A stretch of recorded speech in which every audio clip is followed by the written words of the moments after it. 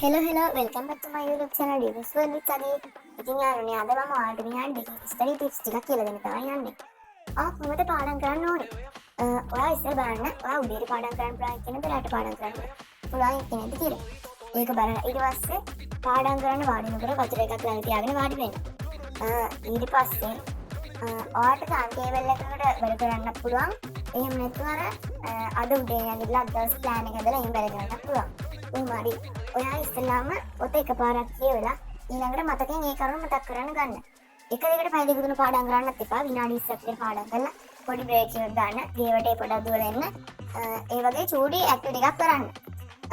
අන්න ඊළඟට දැන් ඔයා පාඩම් කරපුවා ඉතින් මතක් කරනවා. මතක් කරලා ඒව මතක නැත්තම් ආයෙ බලන්න. ඔයා ගොඩක් හිතලා ලියන්න පුළුවන් උත්තර හිතලා ලියන්න පාඩම් කරන්න. දැන් ඉංග්‍රීසි එසේස් එහෙමනම් ඉංග්‍රීසි වචන බලා ගන්න, verbs බලා ගන්න.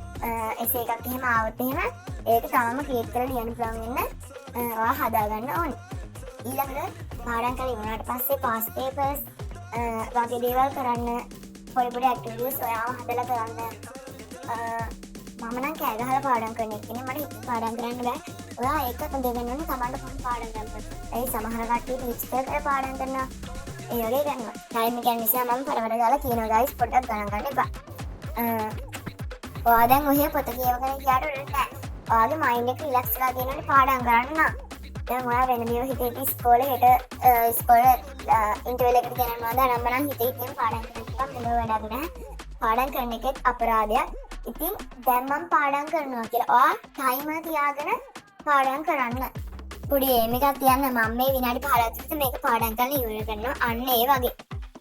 ඉතින් ඔයාලි ස්ටඩි කරන එක ගැන වැඩිදුරටත් දැනගන්න ඕන නම් මම පළවෙනි කමෙන්ට් එකේ දාලා තියෙන්නේ වීඩියෝ එකක ලින්ක් එකක් ඒක අනිවාර්යෙන් බලන්න. බයි.